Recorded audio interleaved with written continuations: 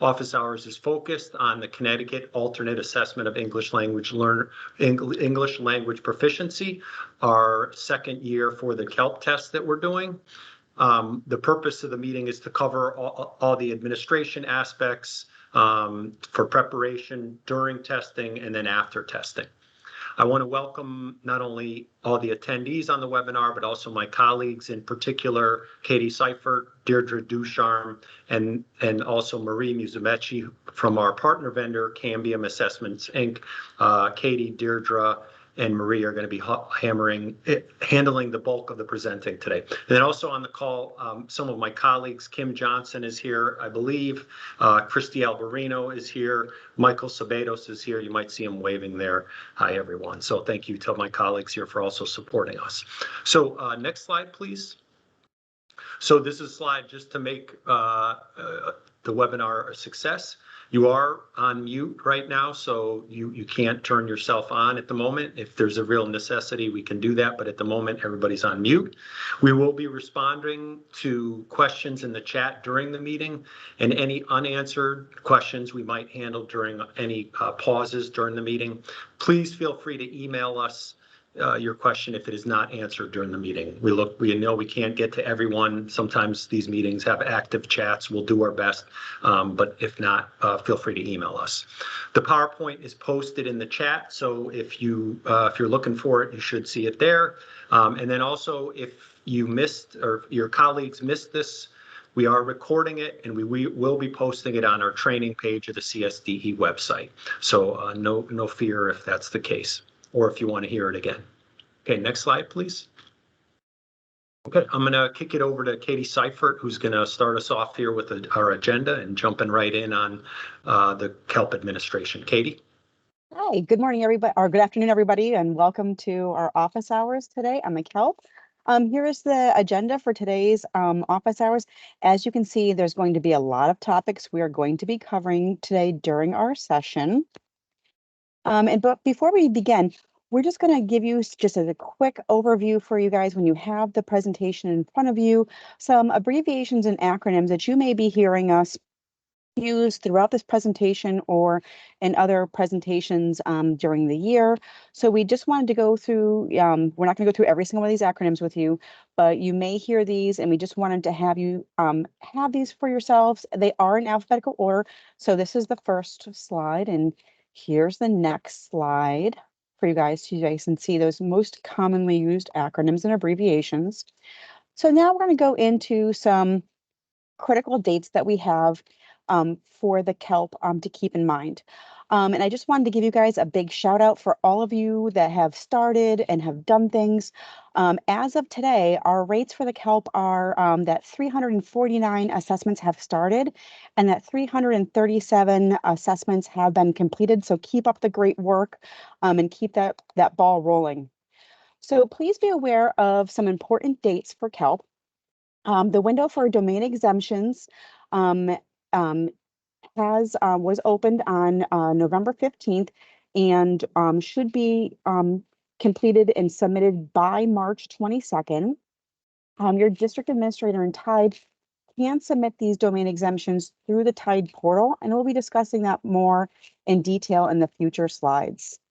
So the Connecticut Alternate Assessment Eligibility Form, that should be completed, and the eligibility form should be implemented within the IEP. We gave the recommendation of December 29th for correct rostering to ensure they're rostered for the correct assessment. We understand that PPTs occur throughout the calendar year. So just ensure that that alternate assessment eligibility form is in that implemented IEP before testing. Otherwise, the alt flag will not be on, and we'll go into that in more detail. Additionally, the the ESR, that needs to be completed by the TA. It was by the February 1st, but the DA needs to submit the early stopping rule request and attestation form in TIDE by March 1st. Additionally, the KELP testing window, we are now fully in it. It opened February 1st, and it will go through March 29th, 2024. So now we're just going to do a briefly review what the KELP assessment is. So the Connecticut Alternate Assessment of English Language Proficiency, or KELP, is one of Connecticut's assessments within the alternate assessment system. This assessment is aligned to and derived from the Connecticut English Language Proficiency Standards. This alternate assessment is designed for students with significant cognitive disabilities in grades K through 12 who are duly identified as English learners or multilingual learners, ELs or MLs.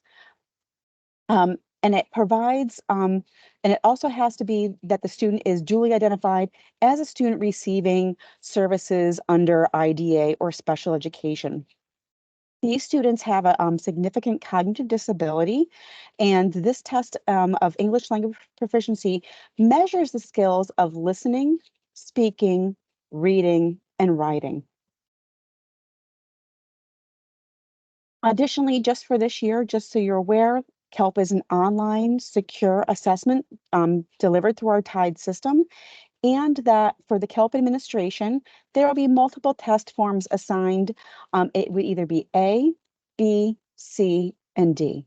And later in the presentation, we'll discuss how you will know, and I will pass it over to Marie for our partners from Cambion, and she will show us how to access these materials. So now that we have an overview, a very quick overview of the KELP assessment, we're going to go into what eligibility looks like for our KELP assessment. Like other alternate assessments, students must meet the eligibility requirements as indicated within the eligibility form to participate in the KELP assessment. Teams can refer to this form as a guide to guide their PPT decision-making process when they're in that PPT and CT SEDS. So as part of the annual review or PPT process for students in grades K through 12, the PPT should look at and determine which assessment and accessibility features are the most appropriate for students. For students to be eligible for the KELP, the PPT needs to ensure that the student is eligible as a student needing special education services under IDA and has an active and implemented IEP. Then the PPT will need to review the eligibility form section within CT SEDS using the most current evaluation, data, and evidence to support in the IEP to support participation criteria. This can be found in CT SEDS in the state and district testing tile. If the student is determined by the PPT to be eligible for the alternate assessment system, and the student is also duly identified as a student who is EL/ML and PSIS, they will qualify for the KELP assessment as part of the Connecticut alternate assessment system. Students who are Section 504 are not eligible. The student must be a student who has an IEP that is implemented and active. The PPT can confirm eligibility for the alternate assessment system using the alternate assessment system eligibility form, which can be reviewed and downloaded in the portal. And that is going to be the annotated form, which is a great resource for teams to help them as a guide in determining and reviewing eligibility. And what we have here is actually that form. So when we're taking a look at this form, is really is a great resource for teams to review. The student needs to meet all three mandatory components outlined within the eligibility form. During the meeting, PPTs will complete this form in CT SEDS and the state and district testing tile. If the team determines that the student is not eligible, then they will discuss the most appropriate accessibility supports needed for that student to access the Lost Links assessment and other academic assessments such as Smarter Balance and NGSS, if applicable for that student's grade. If the team determines the student meets eligibility criteria, they will complete this process in CT SEDS and verify that the student is eligible for that assessment by indicating that the student has a presence of an intellectual disability or a significant cognitive disability, and that is through current cognitive assessments supporting that the student has this cognitive impairment. In the absence of standard cognitive assessments or scores, the team should have evidence to substantiate the presence of an intellectual impairment. Additionally, The student has to have evidence that the adaptive functional skills are substantially below age and grade level expectations. So when we're talking about adaptive skills, that is really defined as those conceptual, social, and practical skills necessary to meet the common demands of everyday life across multiple settings. And that the student also receives intensive and extensive instructional support services.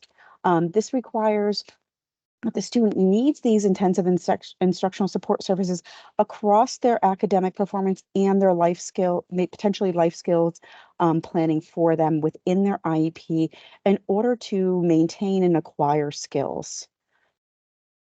So when we have this for students identified as ELML, the PPT can provide evidence with these goals and objectives showing that that student has and requires the intensive and instructional skills within their programming. So additionally, what we have for our for KELP guidelines is we've also created the KELP participation guidelines document. And this document provides a brief overview of the participation criteria and the procedures teams should consider when determining and documenting eligibility for the KELP and the Connecticut Alternate Assessment System.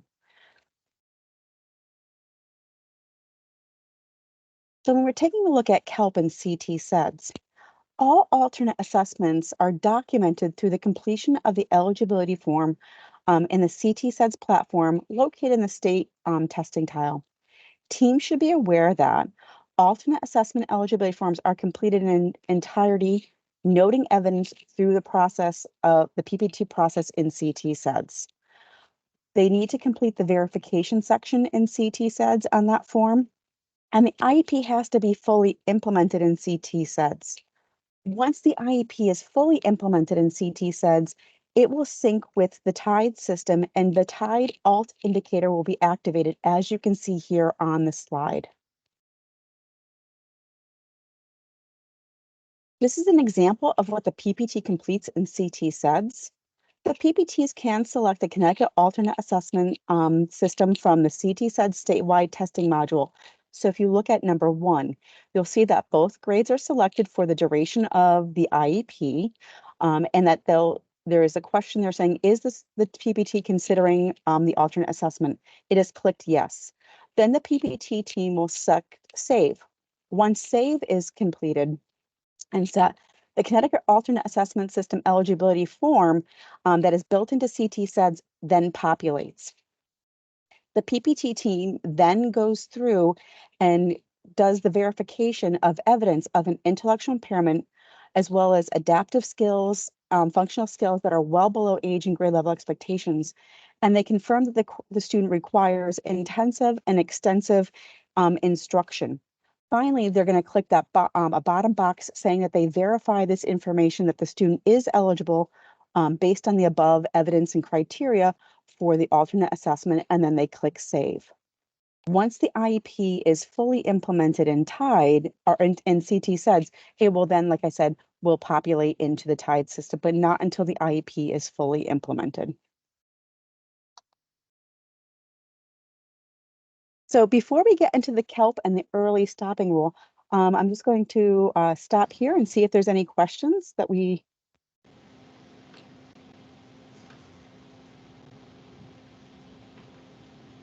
Katie, I don't see any questions in the chat. We do have a hand raised, although we didn't say we were going to open it up immediately. I think we're okay to take a question via audio.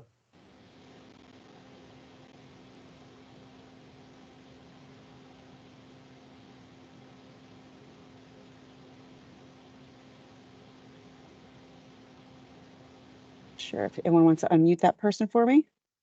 You should be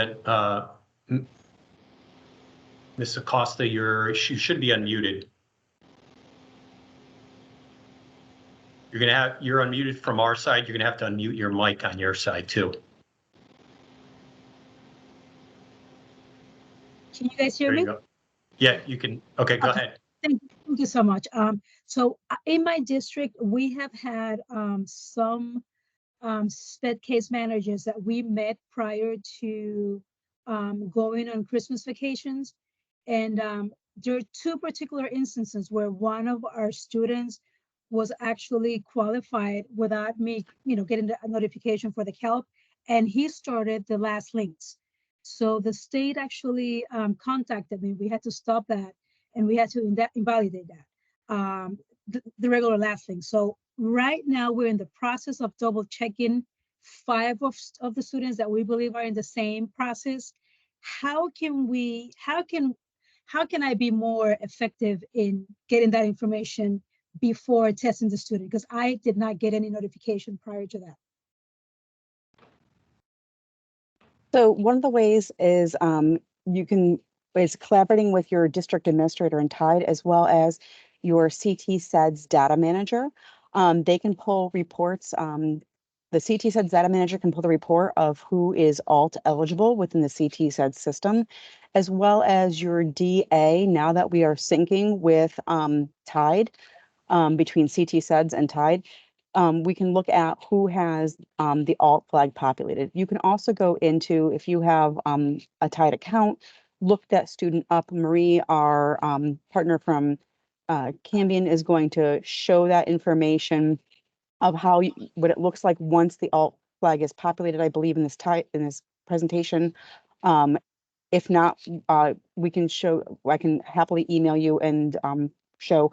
But once you go into the student dashboard, there'll be that alt flag saying yes, alt flag. So if I come back, I'm just going to come back a slide or two.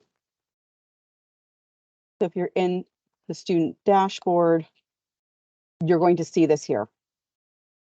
And if it says yes, the student is now alt eligible. That means that the alt eligibility form has been completed in TIDE and CT SEDS, and the IEP has implemented, and it has synced now to the TIDE system. Thank you so much. Thank you. You're welcome. Okay. Thanks for the question, and Katie, thanks for rolling with that. I know we're intending on doing that, but nothing like changing the script a little bit. All right, I don't see any more chats, or we had a chat, but we addressed it, so I think we're ready to. I think we're good to roll. Great. I'm going to pass it over to Deirdre now to review the early stopping rule. Thanks so much, Katie. Before I begin, I just want to alert our participants to a URL that I posted in the chat, and it's a new resource that Katie and I provide, that we developed for our for educators. It's a different way of looking at how to identify the appropriate assessment for your student based on whether they're EL/ML or if they potentially qualify for an alternate assessment. So take a moment just to check your chat and orient yourself to this resource. It is posted to our website, specifically under a resource page for our PPT and 504 plan, 504 convening teams.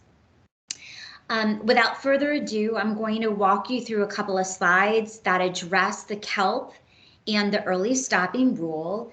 Many of you may be familiar with the early stopping rule, but if you're new to the alternate assessments, or if this is your first time administering the KELP, especially to students who may be in non-academic grades K-2, or at our high school levels, I'm just going to explain what the early stopping rule is.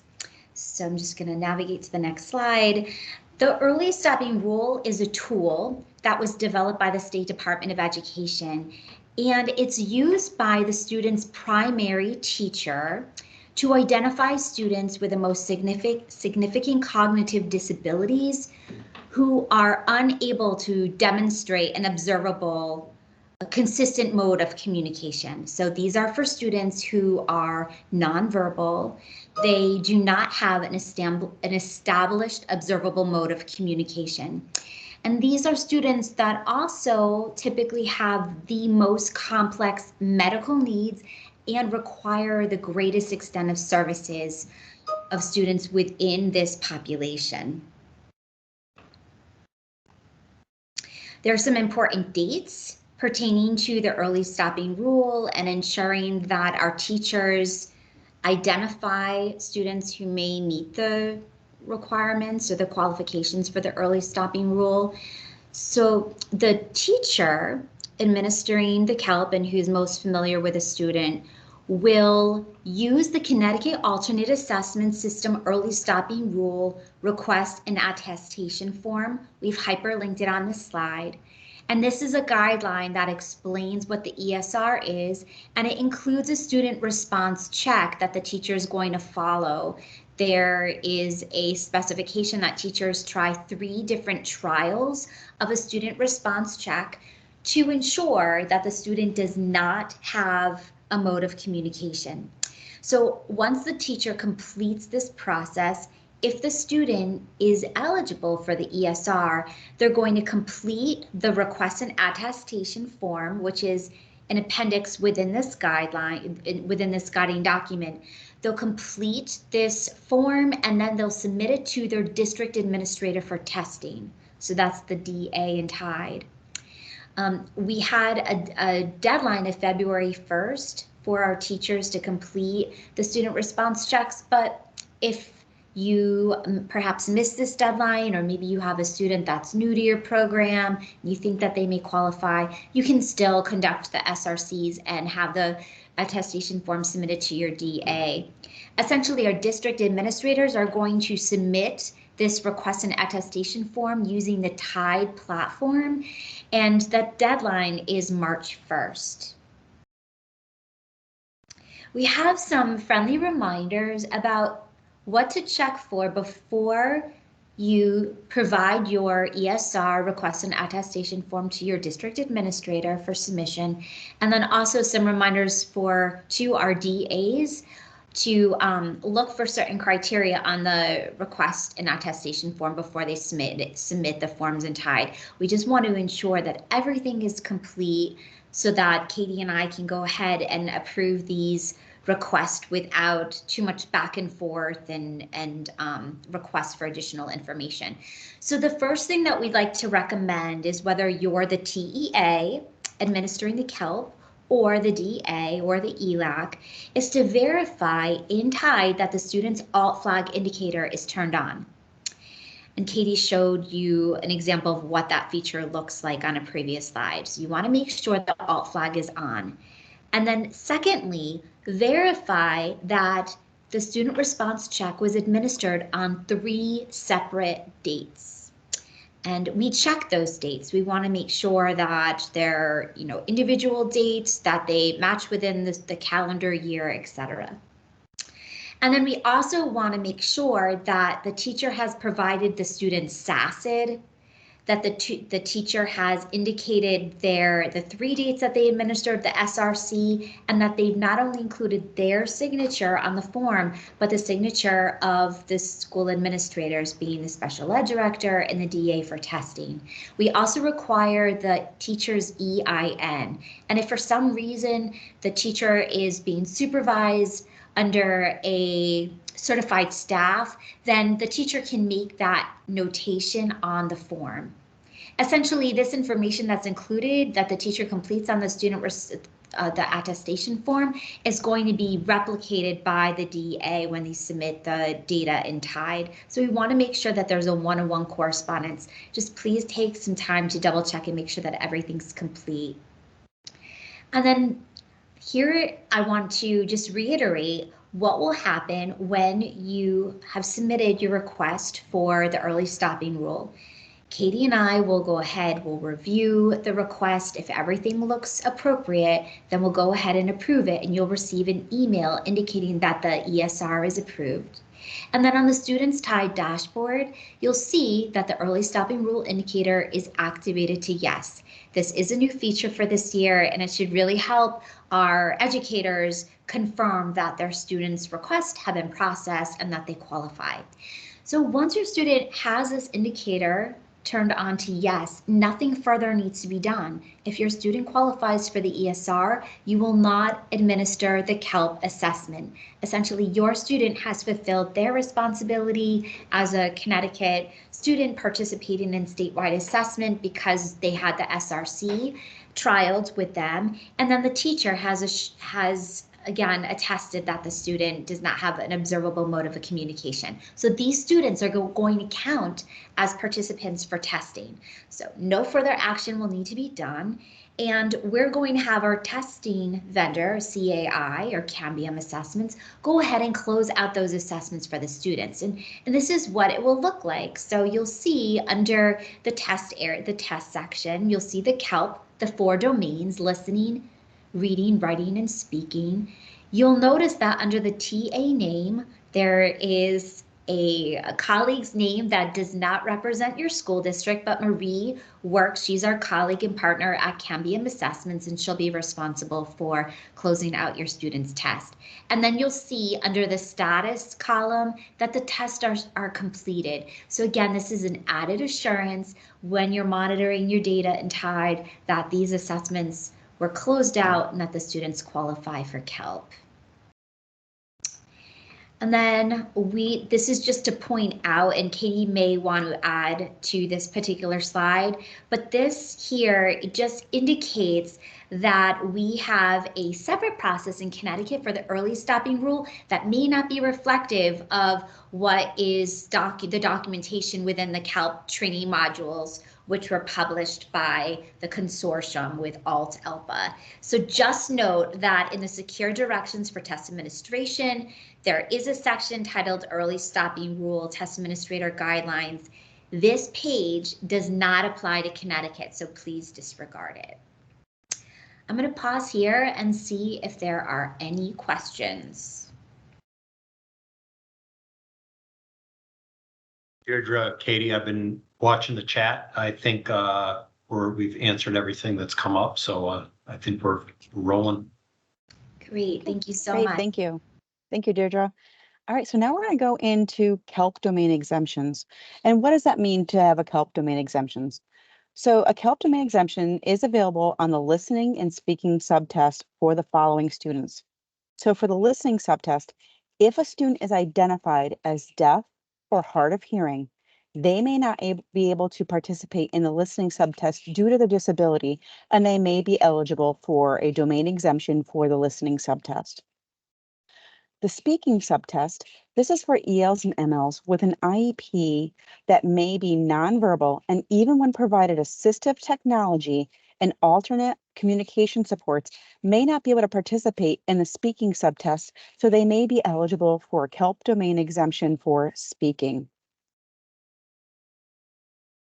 So how to submit a domain exemption in KELP? So the KELP domain exemptions are submitted by our DAs through March 22nd.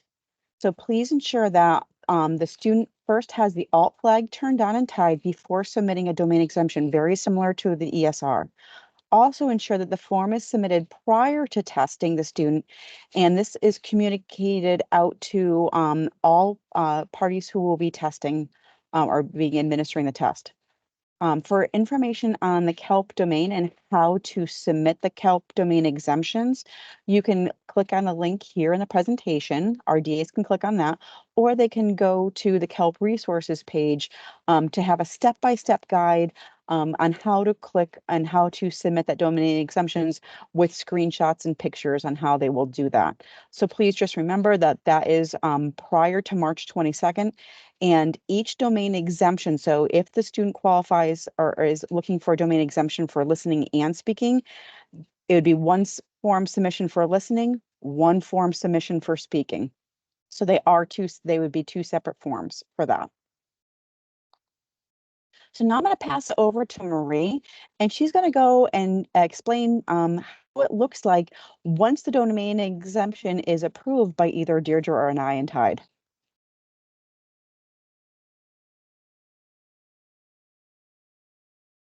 Marie, I think you just hit the unmute. Okay, there we go. Just like the ESR, once a domain exemption is approved, you will receive an email letting you know. And after this, Cambium uploads a nightly file of all approved domain exemptions. And so the next day you will see on the student's profile if they were approved for listening, and in this case, listening and speaking in this example, it will show up under their embedded accommodations. And once this is done, those tests that the student is exempted from will no longer appear in the student interface. So if a student is approved for a domain exemption, wait until it is marked and tied by Cambium, because only then will it remove those tests from the student interface when you log in to the student's interface to take the other domains for which they do qualify. Thank you, Marie. So now we're going to talk a little bit about who administers the KELP assessment. So educators who are designated to administer the KELP are determined by district. The KELP may be administered only by educators who have a TEA designation and tied and have completed the KELP module or ALT-ELPA test administrator training for 2023-2024 at ELPA 21. Any educator administering the KELP, like I said, must have that TEA role and tied. These educators should be familiar with the student through regular instruction, their peripherals or assistive technology, and other services such as English language development, and should have completed the KELP training.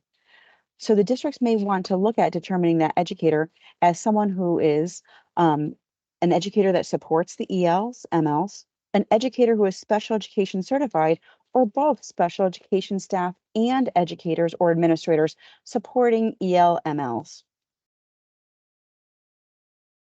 So now we're going to go and look at what the KELP training is, just really quickly. So the KELP training is required annually for the KELP, and alternate assessment training is also required annually for CTA and CTOS. KELP training is located through a separate platform, which is ELPA 21. For that, we require that this training occurs annually because it provides current information on system enhancements and changes, and it helps to ensure that student results and associated interpretations are valid and reliable. So in coordination, it's recommended that also our ELACs and special education central office staff and DAs set up a process that for training completion and procedures within their districts for their staff. It's also recommended that they come up with a process for maintaining the training certificates locally. With ELPA 21, the training certificates are not housed like for other alternate assessments within the system. So districts need to come up with a means of how they're going to maintain those certificates. So what we have here for you guys is just some quick links and resources for KELP. Like I said, KELP is different training site than our other alternate assessments, and it's located through ELPA 21. If you are a new user, you're going to be asked to do a district verification code, and that's ELPA 21. Very case sensitive, so just make sure that you are doing it all lowercase, ELPA, and then 21, no spaces.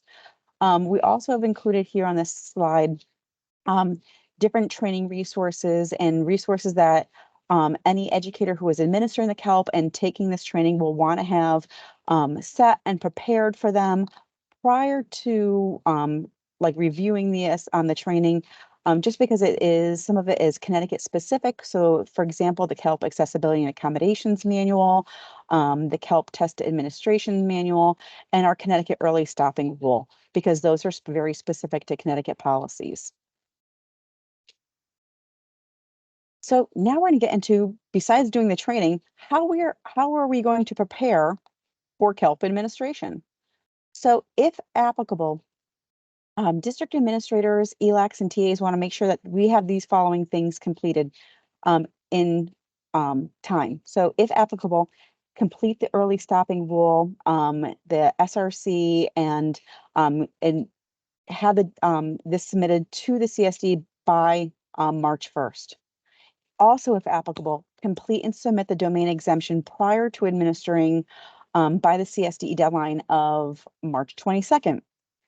So additionally, districts are going to want to create guidance on who's going to administer the KELP assessments, designate those TEA roles and tied, review and confirm who is eligible for the KELP in both in CT SEDS and in TIDE with that. And I did put into the chat the CT SEDS FAQ. So, and that gives guidance on how to pull that report in CT SEDS every day. And we've gone through in TIDE how you can confirm by saying that alt flag is turned on. And then also create a schedule for not only the practice test, so the students and staff are familiar with the platform prior to testing, so they have that comfort level. Also, a guideline as far as how to and when the testing schedule is going to be for the actual KELP assessment. So additionally, when preparing for testing, we want to look at that all materials, including our augmentative and alternate communication devices, are set up prior to administration. So that student has that set, as well as the devices that you're going to need for administration. So you do need 2 devices for administration. The student device has to have the updated secure browser installed on it. So that's key, because that's where they're going to be and going in to sign in to that. And then that they that your device is set, ready to go, everything's charged, all good, and that the AAC is all set. Then with that is that looking at the practice test. So once again, like I said, that just builds familiarity with for the TEA and how to get into the system and what it looks like, as well as for the student to understand what that system looks like prior to it the administration, so it's not new and novel for that student. They have that familiarity. Additionally, TEAs should be reviewing and have an understanding of the following tools. So the Connecticut Alternate Assessment of English Language Proficiency, or KELP Test Administration Manual, because that's going to give you information on logging in and how to access the secure materials. The KELP Accessibility and Accommodations Manual, so the TA is familiar with the tools available. The Early Stopping Rule, and the Connecticut Alternate Assessment, the KELP TA Responsibility Checklist. And that we're going to go through those tools real quick right now. So the TAM is going to be, or the Test Administrator Manual is a document that contains directions to guide the test administrators in test security, administration, accessing those secure materials, logging into the secure or the KELP assessment, administering both the summative and practice tests, and the different test activities. So, and it will give directions on for each domain as far as the getting into that each assessment. So it's really important that TEAs have reviewed this prior to testing, that they're familiar with this material. Additionally, the Accessibility and Accommodation Manual is going to give the TEAs guidance on not only the accessibility features and accommodations that are eligible for our students on this assessment, but also it's going to really look at, the optimal testing conditions and what is secure, what is available for that student, and how they can access. And then another resource we have here is the TEA responsibility checklist. This is a great checklist for TEAs to be using prior, and what it does is it spells it out for what you should be doing prior to testing, during testing, and after testing. And it's a checklist that TEAs can go through step by step of ensuring that they have everything set for the test administration for the KELP assessment. It is, just coming from the field, it is a great resource for TEAs to ensure that they've hit every single point. So before we get into KELP administration, we're just going to once again stop and see if there are any additional questions. And it looks like Deirdre and Abe and everyone's been handling the chat. So I thank you very much. Yeah, I don't see any questions in the chat other than like a couple of specifics that pertain to unique students. So please reach out to Katie, me and Katie, and we can talk with you about your kiddos and help advice. Okay. So Marie, I'm gonna pass it over to you for the KELP administration and accessing. Yes, so to go over how to access the KELP directions for test administration, first I want to start by saying that these materials are secure. So you want to keep them secure. You don't want to share them, take pictures of them, or anything of the sort. And so these grade and content specific DFAs are required for test administrations, and you should review the TAM on how to access these, but I'm going to quickly go through it so that it doesn't seem quite as daunting. But please make sure that you have a role of either TEA or DA, because that is the only way you will have access to the directions via TIDE. So as you can see in this screenshot, as a TEA or DA, you would log into TIDE and then go to the Secure File Center. And then in my next screenshot, you will see that this is what you will be looking for in the Secure File Center. You will see that you will find grade banded zip files. And these zip files you then want to download. And when you do, you will find that each one has all 4 subjects for that grade or grade band. So for example, if I download the grade 1 and then open that zip file, I will find a PDF for listening, reading, speaking, and writing. Now, within all of these, each one contains forms A, B, C, and D for each. So I'm going to show you how you're going to know which form you will need. So once you are logged in to the student interface, so this is on your second device, and you go to the student's test, once you select what test you will be administering, whether it's writing, speaking, you will then go through the test checks and such, and you will have to actually begin the test.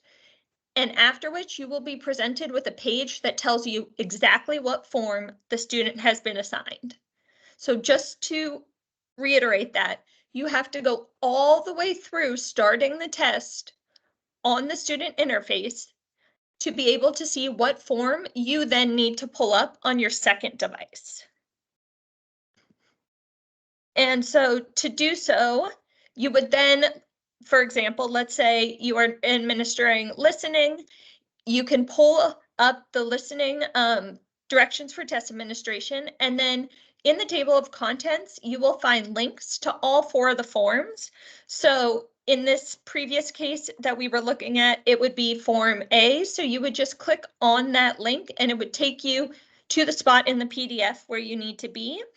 And if it's form B, C, or D, you would do the same. Thank you, Marie.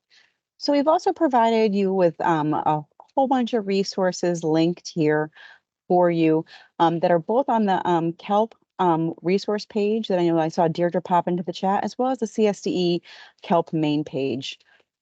So we just wanted to have these references for you here. And now we're going to open it up again to questions.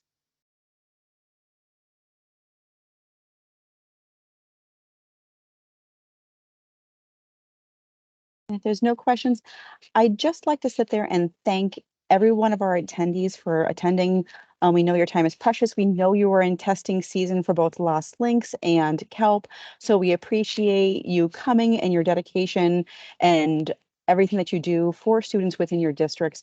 And I'd also like to say a big thank you to our partner from CAI, Marie, and our CSDE team here today, Abe, Deirdre, Kim, Christy, and Michael. So thank you very much for attending. And if you have any questions, please feel free to reach out to us. If it's a student-specific question, please remember to only put the SACID in the email.